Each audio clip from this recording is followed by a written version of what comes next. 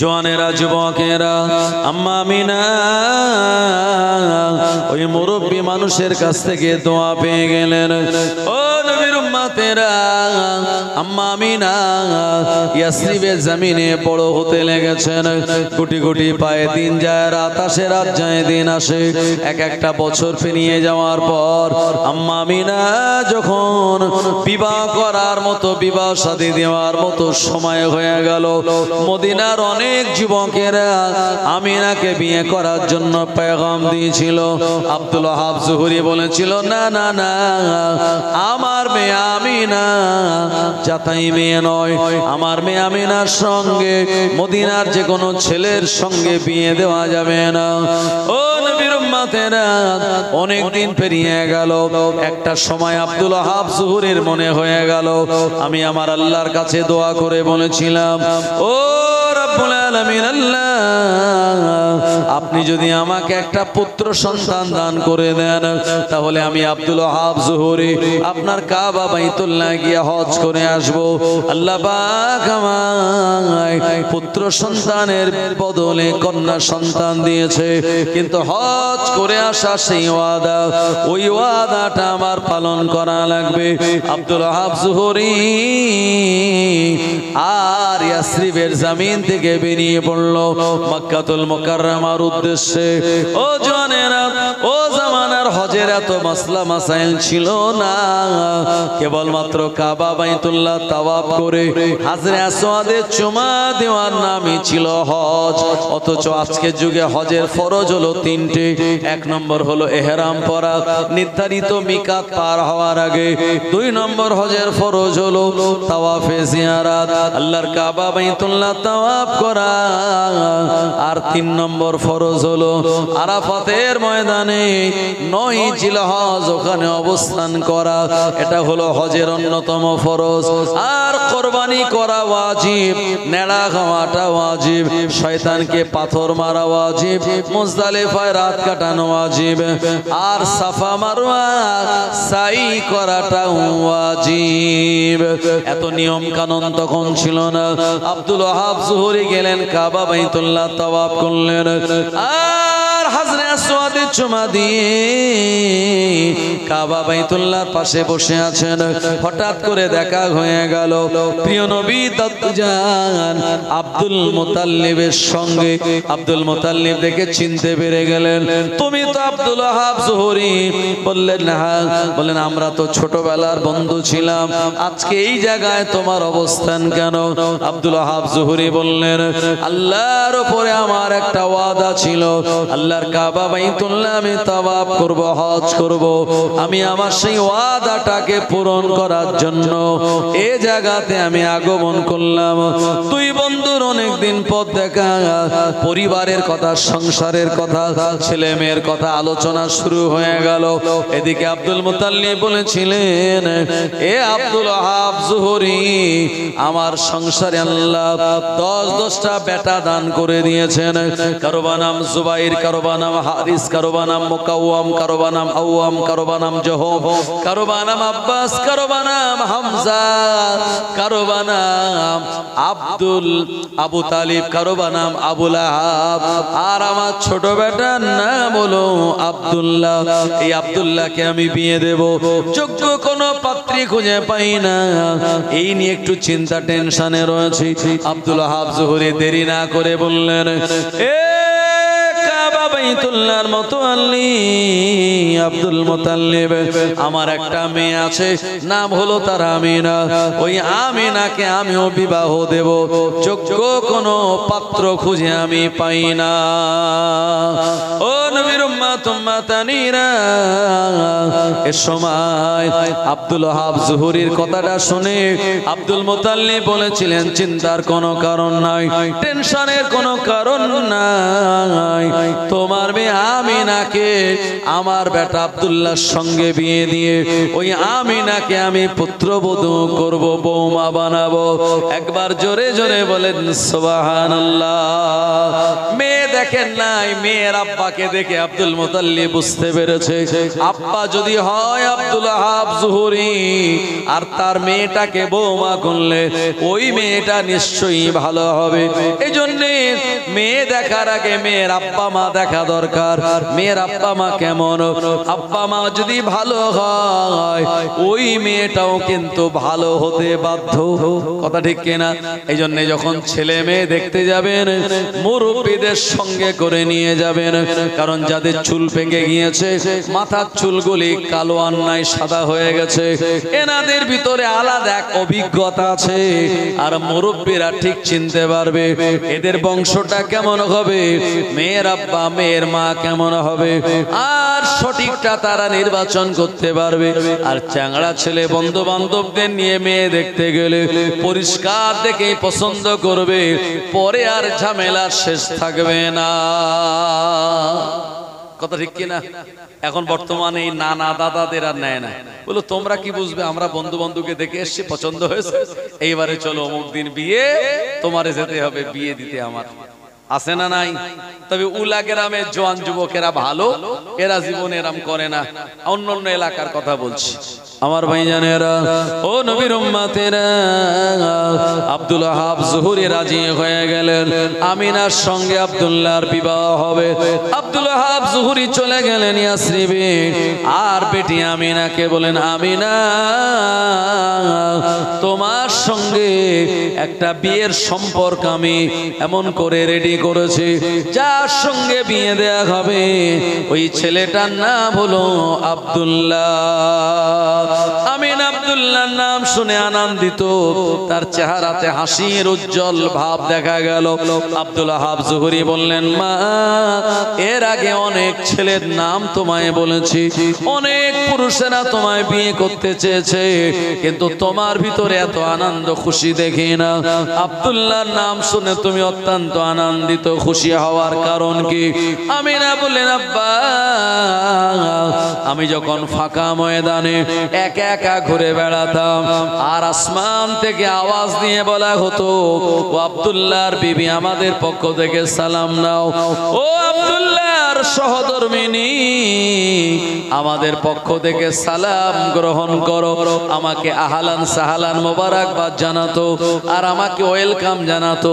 আগামী দিনে আমার স্বামী আব্দুল্লাহ হবে, তাই আব্দুল্লাহর কারণে আমি সম্মান পেতাম আসমানের দিক থেকে। ওদিন আমি মনে মনে চিন্তা করেছিলাম, আগামী দিনে যে আমার স্বামী হবে, যার সঙ্গে আমার বিয়ে হবে, তার নাম হবে আব্দুল্লাহ। আব্বাজান মক্কার জমিনে ওই ছেলেটার নাম আব্দুল্লাহ আপনি যখন আমায় বললেন, আমার তখন মনে হলো এই বিয়েটা আমার আল্লাহ রাব্বুল আলামিনের আসমান থেকেই বরাদ্দ সিদ্ধান্ত। এজন্য আমার মনের ভিতরে আনন্দের জোয়ার বইছে। আল্লাহুম্মা সাল্লি আলা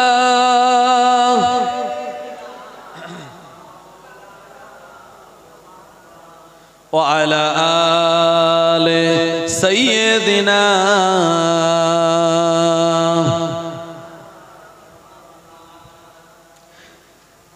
এই পৃথিবী সৃষ্টি তোমার নামের উসিলায়, এই পৃথিবী সৃষ্টি তোমার নামের উসিলায়,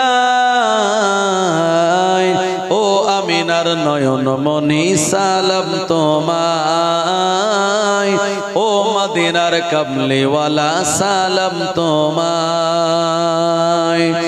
আকাশ জামিন পাহাড় চন্দ্র তারা সবই তোমারি নামের ওসিলা। আকাশ জামিন পাহাড় চন্দ্র তারা সবই তোমারি নামের ওসিলা। তোমার নামে পড়লে দরুদ হৃদয় যে জোড়ায়, তোমার নামে পড়লে দরুদ হৃদয় যে জোড়ায়, ও আমিনার নয়ন মনি সালাম তোমায়, ও মদিনার কামলিওয়ালা সালাম তোমায়। কি নূর পাঠাইলেন খোদা এ ধরায়, যাহার রোশনীতে আধার লুকায়। তোমার ওসিলায় শান্তি নামে অশান্ত এ ধরায়, তোমার ওসিলায় শান্তি নামে অশান্ত এ ধরায়। ও আমিনার নয়ন মনি সালাম তোমায়, ও মদিনার কমলেওয়ালা সালাম তোমায়। এই পৃথিবী সৃষ্টি তোমার নামের উসিলায়, এই পৃথিবী সৃষ্টি তোমার নামের উসিলায়। ও আমিনার নয়ন মনি সালাম তোমায়, ও মদিনার কমলেওয়ালা সালাম তোমায়। আল্লাহুম্মা সাল্লি আলা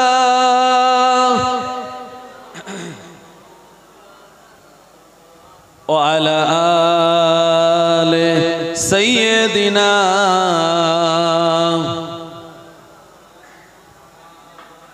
আমার ভাইজানেরা, এ সময় ও জামানার বিয়ের নিয়ম ছিল, মেয়েরা বিয়ে করতে যাবে ছেলের বাড়ি। ঠিক আজকে যেমন বর বিয়ে করতে যায় মেয়ের বাড়ি, ও জামানায় মেয়েরা যেত বরের বাড়ি। তাই আম্মা আমিনা তানাকে সাজিয়ে গুজিয়ে নিয়ে মক্কাতুল মুকাররমায় নিয়ে যাওয়া হলো। ওখানে যাওয়ার পর বিবাহের শর্ত হলো ইজাব আর কবুল। প্রিয় নবী বললেন, আন-নিকাহু মিন সুন্নতি ফামান রাগিবা আন সুন্নতি ফালাইসা মিন্নি। আল্লাহ নবী বললেন, বিবাহ হলো আমার সুন্নাত। সামর্থ্য থাকার পরেও যারা বিবাহ থেকে দূরে থাকলো, করলো না, সে আমার উম্মতের দলভুক্ত নয়। ও নবীর উম্মত উম্মতানিরা, এ সময় বিবাহের যে ইজাব আর কবুল, ইজাব আর কবুল সমাপ্ত হয়ে গেল। এ সময় আব্দুল্লাহ ইজাব পাঠালো, আমিনা কবুল বলে তা গ্রহণ করে নিল। প্রিয় নবীর দাদুজান আব্দুল মুতাল্লিব ওই জায়গায় তিনি এমন করে খুতবা দিলেন, কিছু মেহমান যারা ছিলেন তাদের মেহমানদারি করানো হলো।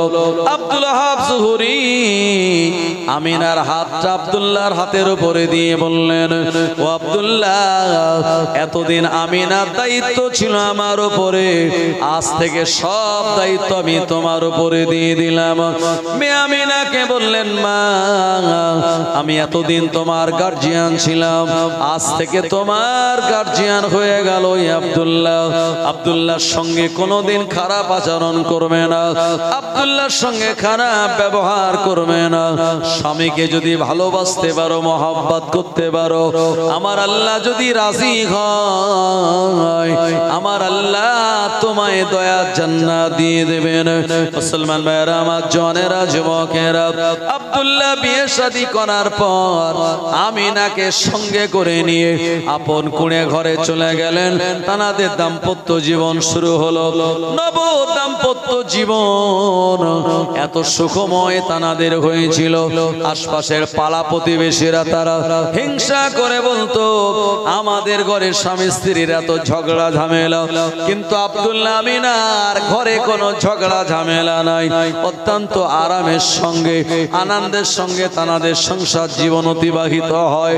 প্রিয় নবী নূর মোবারক আব্দুল্লাহর কাছে একদিন বিবি আমিনাকে মহব্বত করে তিনি চুমা দিলেন, আর চুমা দেওয়ার সঙ্গে সঙ্গে আমাদের প্রিয় নবীজির নূর মোবারক আম্মা আমিনার কাছে চলে গেল।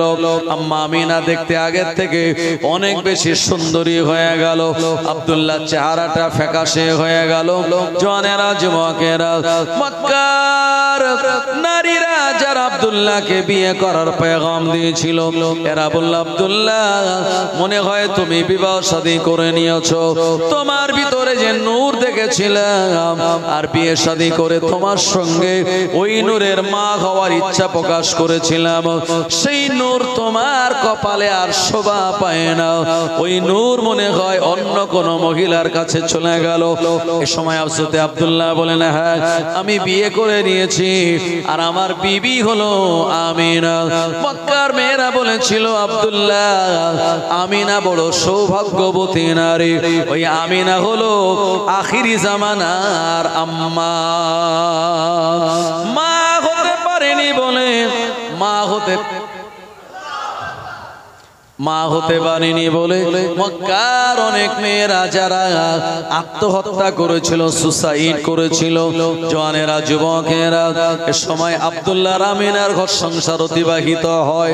আব্দুল মুতাল্লিবের বেটারা সিরিয়াতে বাণিজ্য করার জন্য যাবে। আব্দুল্লাহর কানে খবর গেল। হযরতে আব্দুল্লাহ বলেন আব্বাজান আমিও আমার ভাইদের সঙ্গে সিরিয়ায় বাণিজ্য করার জন্য যাব। আব্দুল মুতাল্লিব বললেন বেটা নতুন এখন বিয়ে শাদী করেছো, যাওয়ার দরকার নাই। আব্দুল্লাহ বললেন আব্বাজান বিয়ে শাদী করার পরে খরচ বেড়েছে, আপনি যদি অনুমতি দেন আমার মনটা খুশি হয়ে যাবে। আব্বা দেখলো বেটা যাতে খুশি হয়, আমি আব্দুল মুতাল্লিব তাতেও খুশি। আব্দুল মুতাল্লিব বললেন বেটা যাও সাবধানে, আমি তোমায় অনুমতি দিয়ে দিলাম। হযরতে আব্দুল্লাহ তিনি চলে গেলেন বিবি আমিনার কাছে, গিয়ে বলেন আমিনা আমার ভাইয়েরা সিরিয়াতে বাণিজ্য করার জন্য যাবে, আমার আব্বা জান আমায় অনুমতি দিয়ে দিয়েছে, এখন আমি তোমার কাছে এসেছি অনুমতি নেওয়ার জন্য, তুমি আমায় কি অনুমতি দেবে? এ সময় আমিনা বললেন এ আমার স্বামী, আপনার আব্বা যখন অনুমতি দিয়ে দিয়েছে আমি আর আপনাকে আটকাতে পারি না, তবে আপনি চলে যাবেন। চলে যাওয়ার আগে আমি আপনাকে বলি আপনার সঙ্গে আমার ঘর সংসার হলো, না জানি আমার কোনো কথাবার্তায় ব্যবহারে আপনি যদি দুঃখ পেয়ে থাকেন আপনি আমায় মাফ করে দিন। হযরতে আব্দুল্লাহ বলেন বিবি আমিনা এমন কথা তুমি বলো না বিবি, আমার কপাল বড় ভালো, নসিব আমার অনেক বড়, তোমার মতো বিবি পেয়ে জীবন আমার ধন্য, জীবনে কোনোদিন খোঁটা দাওনি, আমার বিরুদ্ধে কোনো কথা বলোনি, আমি যা বলেছি তাই শুনেছো আমিনা, তোমার মতো বিবি পেয়ে কপাল আমার ধন্য। জোরে হবে না? আর আমরা বিবি পেয়েছি এমন কথা ঠিক কিনা? মাঝে মাঝে স্বামী স্ত্রীর ঝগড়া ঝামেলা হতে হতে রাস্তার উপরে চলে আসে। মুসলমান ভাইয়েরা আমার, জওয়ানেরা যুবকেরা, স্বামী স্ত্রী রাতের বেলা এমন ঝগড়া করে পাড়া প্রতিবেশীরাও শুনতে পায়। মুসলমান ভাইয়েরা আমার, আমাদের পরিবারে অনেক যুবক আছে যে বলতে পারবে না যে বিয়ে শাদী করার পর ঝামেলা আমার বাড়ি হয় নাই। মুসলমান ভাইয়েরা আমার, আর আমাদের যারা বর্তমান যুগের বিবি এরা তো ডিজিটাল, এরা মোবাইল ছাড়া চলে না। আর দেখা গেল বিয়ে শাদী হওয়ার পর ছেলে মেয়ে হওয়ার পরেও মোবাইলে নানান কিছু কীর্তি তাদের, কথা ঠিক কিনা? আল্লাহ হেফাজত করুক, জোরে বলেন আল্লাহুম্মা আমিন। কারণ বর্তমান যুগে মোবাইল আসার কারণে কত ছেলের মা মেয়ের মা যে অন্য পুরুষের সঙ্গে পালিয়ে গেল তার ঠিক ঠিকানা নাই। ও মুসলমান ভাইরা আমার, এই মোবাইল যেমন ভালো তেমন খারাপ। মোবাইলের ভালো দিক রয়েছে যদি ভালোভাবে এটা ইউজ করা যায়, আবার মোবাইলের খারাপ দিক রয়েছে যদি এটা কেউ খারাপ ভাবে ইউজ করে। এজন্য আল্লাহ আমাদের সবাইকে ফিতনা থেকে হেফাজত করুক। বর্তমান যুগের মোবাইল হলো এমন একটা ফিতনা, এই ফিতনার ভিতরে যুব সমাজ সব ডুবে গিয়েছে, কথা ঠিক কিনা? সারা রাত বসে বসে তারা পাবজি, ফ্রি ফায়ার থেকে শুরু করে বিভিন্ন জায়গায় চ্যাট করা থেকে শুরু করে নানান রকমের তাস খেলা থেকে শুরু করে জুয়াও সব মোবাইলে চলে বর্তমান যুগে। ও নবীর উম্মত উম্মাতানিরা, এই মোবাইল বর্তমান যুব সমাজের পড়াশোনা ধ্বংসের অন্যতম কারণ। জওয়ানেরা যুবকেরা, এমন করে আব্দুল্লাহ বিদায় নিল আমিনার কাছ থেকে। আর হযরতে আব্দুল্লাহ সিরিয়ার জমিনের দিকে রওনা হয়ে গেল আপন ভাইদের সঙ্গে। সিরিয়ার জমিনে যখন চলে গেল, অন্যান্য বছরে যা লাভ হতো ব্যবসায়, এ বছরে আমার আল্লাহ 10 গুণ বেশি লাভ দিয়েছিল। কারণ ওই বছরে ভাইদের সঙ্গে ছিল হযরতে আব্দুল্লাহ, যিনি হলেন আমাদের নবীজির আব্বাজান। ও নবীর উম্মত মাদানীরা, ব্যবসা বাণিজ্যে যদি 10 গুণ লাভ হয় মনে আনন্দ খুশি থাকবে কি থাকবে না? খুশি মনে আনন্দের সঙ্গে বাড়ির পথে রওনা হয়ে গেল। মক্কা মদিনার মাঝখানের একটা জায়গা, জায়গাটার নাম হলো আবওয়া, একটা পাহাড়ি অঞ্চল। এই জায়গাতে আসার পর আব্দুল্লাহ শরীরটা বড় খারাপ হয়ে গেল। হযরতে আব্দুল্লাহ তিনি আর চলতে পারেন না। হযরতে আব্দুল্লাহ ওই জমিনে তিনি বসে পড়লেন আর আপন ভাইদের বললেন, ভাইয়েরা আমার প্রচন্ড পেটে যন্ত্রণা, বুকে যন্ত্রণা, মনে হয় আমি আর মক্কা জমিনে ফিরে যেতে পারবো না। আব্দুল্লাহর ভাইয়েরা বলল, না না না, এমন কথা তুমি বলো না, তুমি হলে আমাদের ছোট ভাই, আমার আব্বাজান আব্দুল মুতাল্লিব আমাদের থেকে তোমাকে বেশি ভালোবাসে, আর যদি কোনো দুর্ঘটনা ঘটে যায় আমার আব্বাজানের কাছে গিয়ে আমরা কি জবাব দেব? হযরতে আব্দুল্লাহকে রোগ সারানোর জন্য বৈদ্য কবিরাজের সন্ধান করা হলো। ওই ফাঁকা মরুভূমি ময়দানে কাউকে খুঁজে খুঁজে পাওয়া গেল না। জমিনে শুয়ে পড়ল আব্দুল্লাহ। হযরতে আব্দুল্লাহ বলে, আমার ভাইয়েরা, আমার মনে হয় আমি দুনিয়া থেকে বিদায় নেব।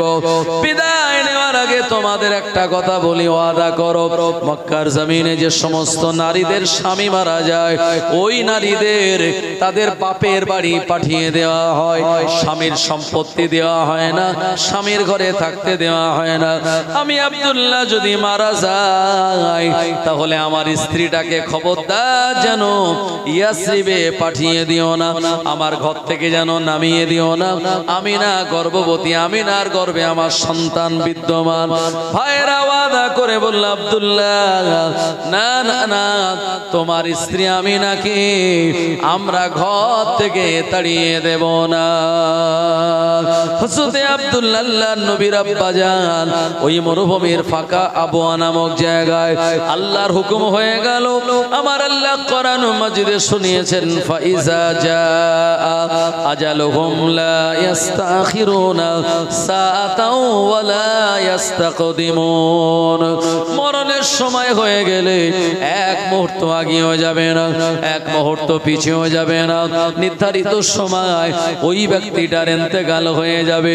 ওই পর্যন্ত হায়াত ছিল হযরতে আব্দুল্লাহ, আর ওই জায়গাতে তিনি জনমের মতো ইন্তেকাল করলেন। সবাই বলুন, ইন্না লিল্লাহি ওয়া ইন্না ইলাইহি রাজিউন। ছোট ভাই আব্দুল্লাহ ইন্তেকাল করার পর আপন ভাইরা ঝরঝর করে কাঁদতে লেগেছে আর বলে, আল্লাহ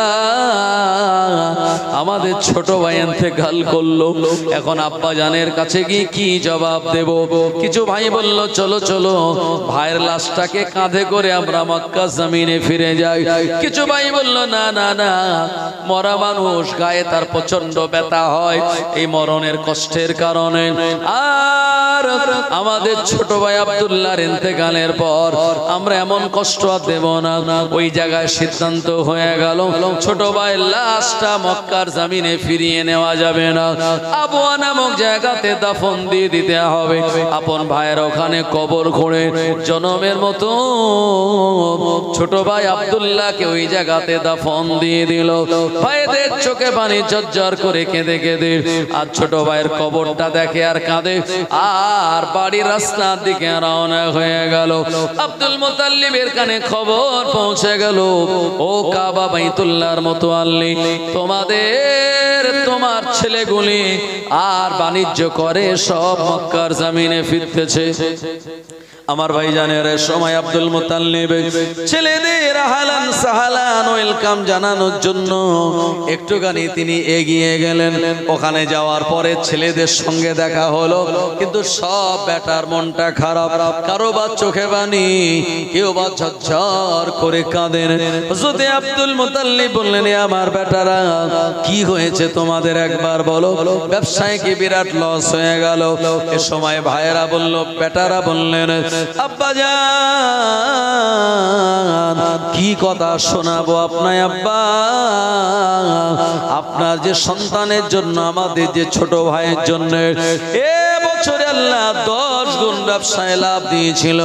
আমাদের সেই ছোট ভাই আব্দুল্লাহ দুনিয়ার জমিনে আর নাই। আব্দুল মুতাল্লিব বলেন, আমার বেটারা কি বলো? বললে, হ্যাঁ সত্য বলি, আমাদের ছোট ভাই আব্দুল্লাহ জনমের মতো বিদায় নিয়ে আল্লাহর ডাকে সাড়া দিয়ে চলে গিয়েছে। আব্দুল মুতাল্লিব ঝরঝর করে কাঁদে আর বলে, আল্লাহ আমার আব্দুল্লাহকে 100 উটের বিনিময়ে আল্লাহ আপনি প্রাণ দিয়েছিলেন। ওই আব্দুল্লাহর লাকাব হলো যাবিহুল্লাহ। ওই আব্দুল্লাহ জনমের মতো বিদায় নিল, আমি আব্বা হয়ে বেটার মরা মুখটা দেখলাম না,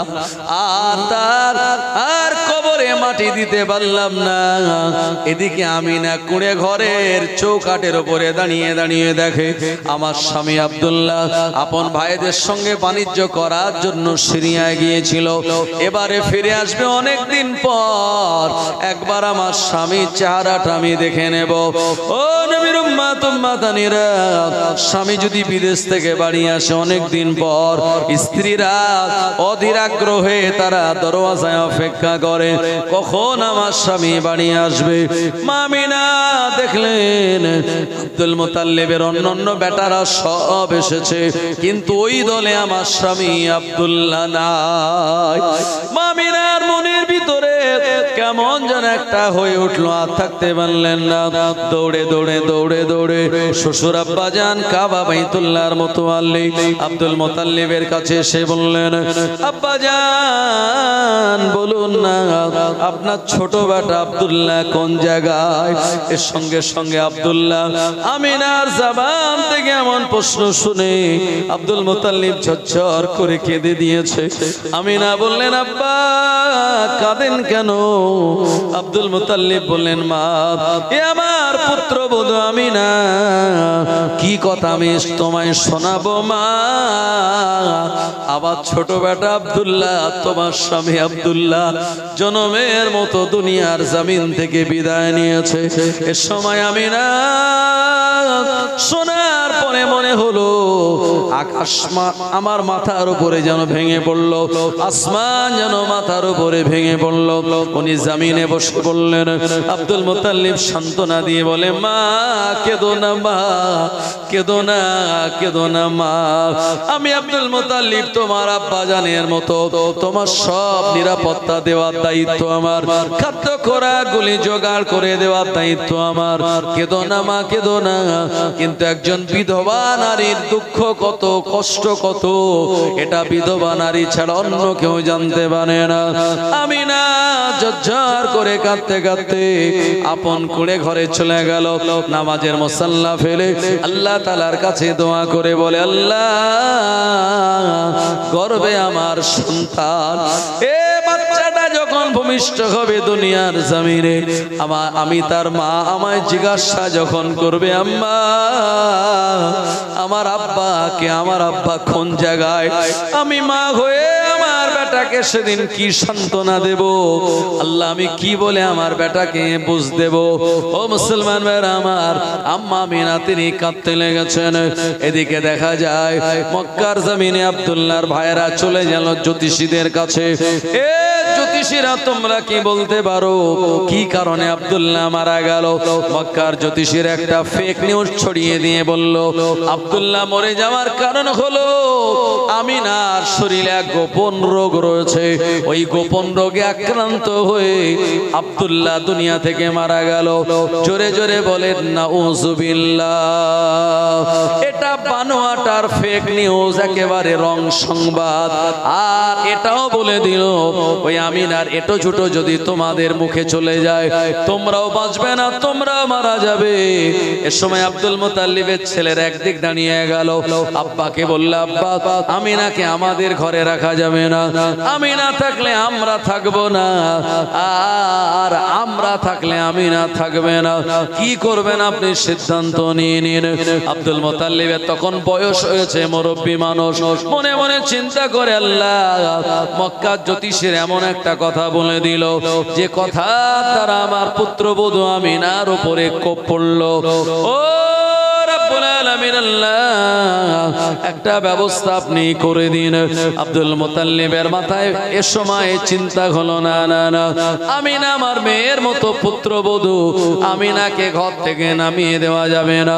আমিনার জন্য মরুভূমির ময়দানে একটা কুঁড়ে ঘর বানিয়ে দিতে হবে। ওই ঘরের ভিতরে আমার পুত্রবধূ আব্দুল্লাহর স্ত্রী আমিনা অপেক্ষা করবে, ও জায়গাতে অবস্থান করবে। আমিনার জন্য আলাদা যখন ঘর করে দেয়া হলো, আম্মা আমিনা জিজ্ঞাসা করলেন, আব্বা জান আপনার ঘর থেকে আমায় কেন নামিয়ে দিলেন? আব্দুল মুতাল্লিব বললেন, মা দুঃখের কথা তোমায় কি বলবো মা, মক্কার জমিনের একদল জ্যোতিষীরা তোমার বিরুদ্ধে অপবাদ রটিয়ে দিয়েছে, এজন্য ইচ্ছা ছিল না আমার ঘর থেকে তোমায় নামানোর। তবে আমি তোমার নিরাপত্তার জন্য, তোমার ভালোর জন্য এই একটা কোণে ঘরের জায়গা তোমার বানিয়ে দিলাম, এই জায়গাতে তুমি অবস্থান করো। আম্মা আমিনার দুঃখ দ্বিগুণ বেড়ে গেল। একদিকে তিনি বিধবা নারীর স্বামী নাই, অপরদিকে মক্কার জমিনে এমন অপবাদ। কাঁদতে কাঁদতে চোখের পানি ফেলে আম্মা জান রাতের বেলা ঘুমিয়ে পড়লেন। ওই রাতের বেলা ইলহামের মাধ্যমে আমার আল্লাহ পাক আমিনাকে জানিয়ে দিলেন, এ আমার বান্দি আমিনা, কেঁদো না আমার বান্দি আমিনা, তুমি হলে আখিরি জামানার আম্মা, তোমার চেহারা অনেক সুন্দর, তোমার দেখতে অনেক ভালো, মক্কার অনেক পুরুষেরা তোমায় বিয়ে করার জন্য মনস্থ করেছিল। আব্দুল্লাহর ইন্তেকালের সংবাদ পাওয়ার পর মক্কার জমিনের অনেক মেয়েরা তোমায় বিয়ে করার চিন্তা ভাবনা করেছিল। তোমার গর্ভে রয়েছে আমার আখিরি জামানার নবী, আর মক্কার জমিনে দ্বিতীয় কোন পুরুষের সঙ্গে যদি তোমার বিয়ে হয় আমার নবীর চরম অপমান হয়ে যাবে। এজন্য আমি আল্লাহ এমন একটা সংবাদ মক্কার জমিনে রটিয়ে দিলাম, তোমায় বিয়ে করা তো দূরের কথা, তোমার দিকে খারাপ নজরে কেউ তাকাবে না। জোরে হবে না নারায়ে তাকবীর। আমার ভাইজানেরা, হযরতে আমিনা সান্ত্বনা পেলেন, মনের দুঃখ কষ্ট দূর হয়ে গেল। হযরতে আমিনা তিনি বর্ণনা করে বলেন, গর্ভে আমার আখিরি জামানার সন্তান, দুনিয়ায় সন্তান আসার সময় নিকটবর্তী হয়ে পড়ল। রাত আল্লাহকে বলে, আল্লাহ আপনার হাবিব নবী যেন রাতে আসে। দিন আল্লাহকে বলে, আল্লাহ আপনার হাবিব নবী যেন দিনে আসে। মক্কার জমিনের কোন পুরুষেরা আর আমিনার দিকে বিয়ে করা তো দূরের কথা, খারাপ নজরে তাকাতো না। বললো আমিনার দিকে তাকালেই মরে যাবো। কি সুবহানাল্লাহ বলেন। এটা আল্লাহর পক্ষ থেকে একটা নিরাপত্তা। মক্কার জমিনে, মদিনার জমিনে 30 লক্ষ 40 লক্ষ মানুষের একসঙ্গে হজ করে, আরাফাতের ময়দানে তারা অবস্থান করে, মুজদালিফায় রাত কাটায়। জীবনে কোনোদিন শোনা যায় নাই, আগামীতেও শোনা যাবে না কোন নারীকে শ্লীলতাহানি করা হয়েছে, হজ করতে গিয়ে কোন নারীকে রেপ করা হয়েছে, কোন নারী ধর্ষিত হয়েছে, এমন সংবাদ শোনা যায় নাই, আর জীবনে কোনোদিন শোনা যাবে না। কেন যাবে না জানেন? কারণ এই দুই জায়গার নিরাপত্তা দেওয়ার দায়িত্ব হলেন আমার আল্লাহ রাব্বুল আলামিনের কুদরতি হাতে। ও মুসলমান ভাইরা আমার, নিরাপত্তা যেহেতু আমার আল্লাহ নিয়েছেন, তাই ওই জায়গায় কোন নারীকে শ্লীলতাহানি করা হয় না। যদি কোন পুরুষ কোন নারীকে শ্লীলতাহানি করে বা ব্যভিচার করে বা রেপ করে, তাহলে শরীয়তের নিয়ম হলো ওই পুরুষকে কোমর পর্যন্ত মাটিতে পুঁতে দাও, পাথর মেরে মেরে হত্যা করো, যতক্ষণ সে মারা না যাবে। এই আইন যদি ভারতবর্ষে থাকতো তাহলে ওই আরজি করের ঘটনা আমরা দেখতে পেতাম না। মুসলমান ভাইরা আমার, যে আরজি কর আপনারা জানেন, একজন ম্যাডাম ডাক্তারকে আপনার রাতের বেলা পেয়ে আর অন্যান্য সব আপনার পুরুষ মানুষেরা যারা হিংস্র আচরণ করে জনমের মতো তাকে দুনিয়ার জমিন থেকে বিদায় করে দিয়েছে। এটা নিয়ে নানান রকম অনেক কিছু আন্দোলন। ও মুসলমান মেয়েরা, জনেরা, যুবকেরা, আমাদের এখানে ধর্ষককে প্রমাণ করার জন্য তার পলিগ্রাফ টেস্ট করতে হয়, নার্কো টেস্ট করতে হয়, আরো কত কি। তারপরে মাঝে মাঝে দেখা যায় বিচার কয়েক বছর চলার পর দোষী প্রমাণ না হওয়ার জন্য বেকসুর খালাস করে দেয়। বললো যাও, জেল যা হয়েছিল এবারে বেল। আরবে বেল টেলের ব্যাপার নেই, ধরা পড়লে শরীয়তের আইন কোমর পর্যন্ত মাটিতে পুঁতে পাথর মেরে হত্যা করে দাও। ভাই এই জন্য ওখানকার কোন পুরুষ তাদের চিন্তা ভাবনা এমন মাথায় এলে দুজক পানি খেয়ে নেয় ভালো করে, কারণ যে চিন্তা করেছি একবার ধরা পড়লেই শেষ। আমার ভাইজানেরা, জওয়ানেরা, যুবকেরা, মুরব্বিয়ান বাবাজি গণেরা, আল্লাহর নবী দুনিয়ার জমিনে আগমন করবেন। আম্মা আমিনা বলেন এ সময় রাতের বেলা আল্লাহর আসমান থেকে বিরাট এক আলো আমি আমিনা আমার কোণে ঘরে চলে আসতো।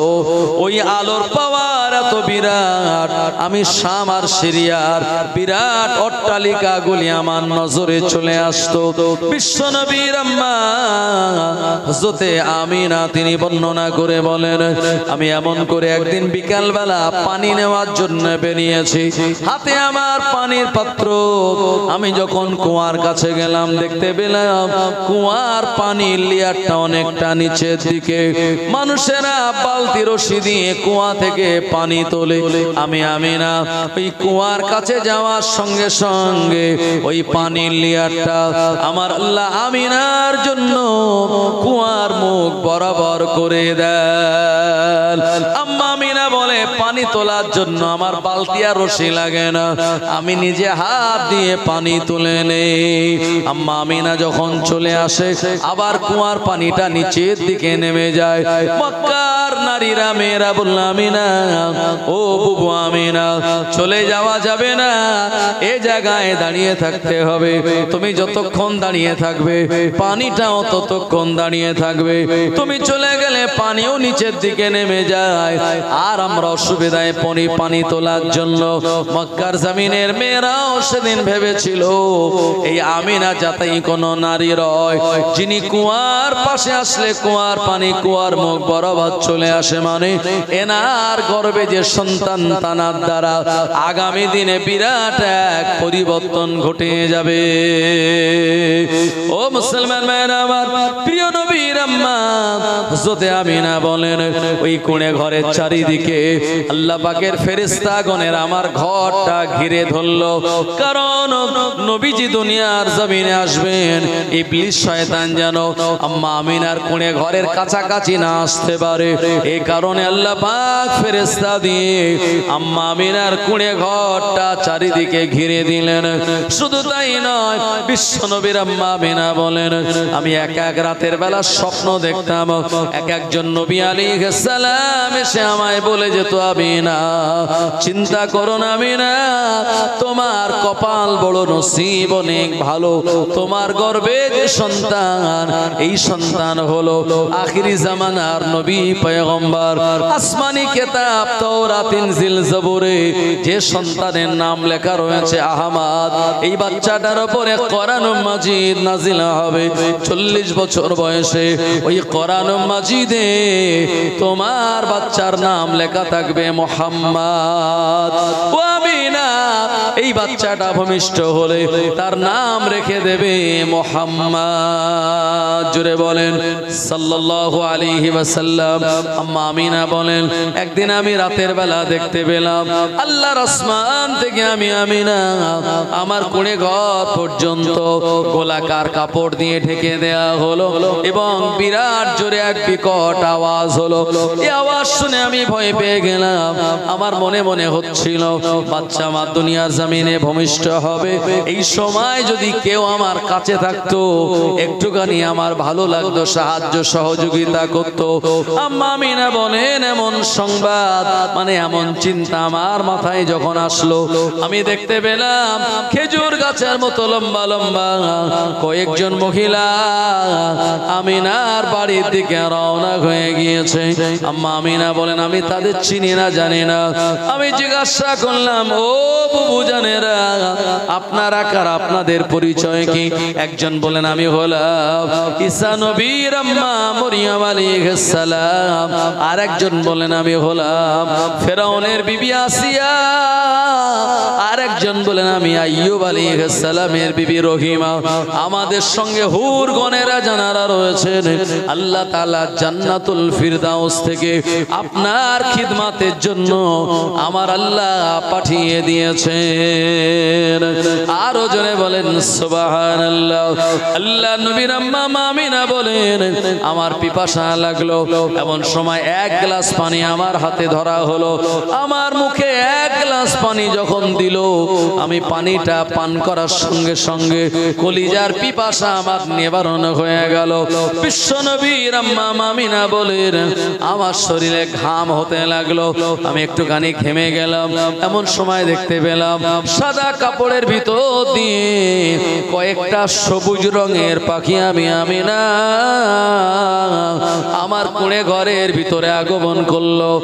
এ পাখিগুলোর ডানার হাওয়ায় আমিনার ঘরটা একেবারে শীত থেকে আরো ঠান্ডা হয়ে গেল। একবার জোরে জোরে বলেন সুবহানাল্লাহ। বিশ্বনবী দুনিয়ার জমিনে আগমন করবে। আম্মা আমিনা বলেন আমার দৃষ্টি শক্তিটাকে উপরের দিকে তুলে নেওয়া হলো। আমি বিরাট বড় বড় পাহাড় আর জঙ্গলগুলি দেখতেছিলাম।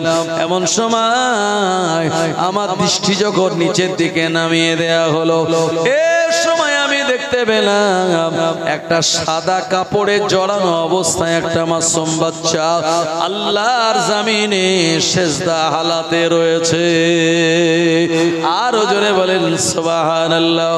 ও নবীর উম্মতেরা, প্রিয় নবী আমার দুনিয়ার জমিনে এসে আল্লাহ পাককে প্রথম সেজদা দিয়েছিলেন। আম্মা আমিনা বলেন বাচ্চাটা সাদা কাপড়ে জড়ানো। আমি যখন বাচ্চাটাকে আমার কোলের উপরে তুলে নিলাম, এ সময় আমি দেখতে পেলাম আকাশের চাঁদের থেকে এই বাচ্চাটার চেহারা আরো বেশি উজ্জ্বল। তামাম দিক থেকে আওয়াজ শুনতে পেলাম সাল্লাল্লাহু আলা মুহাম্মাদ সাল্লাল্লাহু আলাইহি ওয়াসাল্লাম সাল্লাল্লাহু আলা মুহাম্মাদ সাল্লাল্লাহু আলাইহি ওয়াসাল্লাম। এভাবে আওয়াজ আমি শুনতে পেলাম।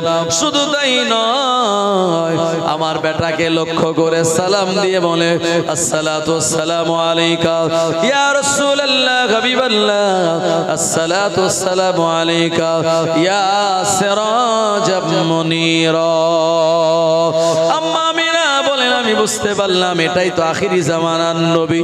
আর এই নবীর আগমনের কারণে গোটা মক্কার জমিনে বিরাট পরিবর্তন ঘটে গেল। আল্লাহ পাক শুকনো জমিনে সবুজ ঘাস দিয়ে দিলেন।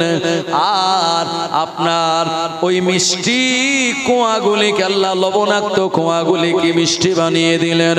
আর বন্ধা নারীর গর্ভে আমার আল্লাহ সন্তান দান করে দিয়েছিলেন। জোরে বলেন নারায়ে তাকবীর।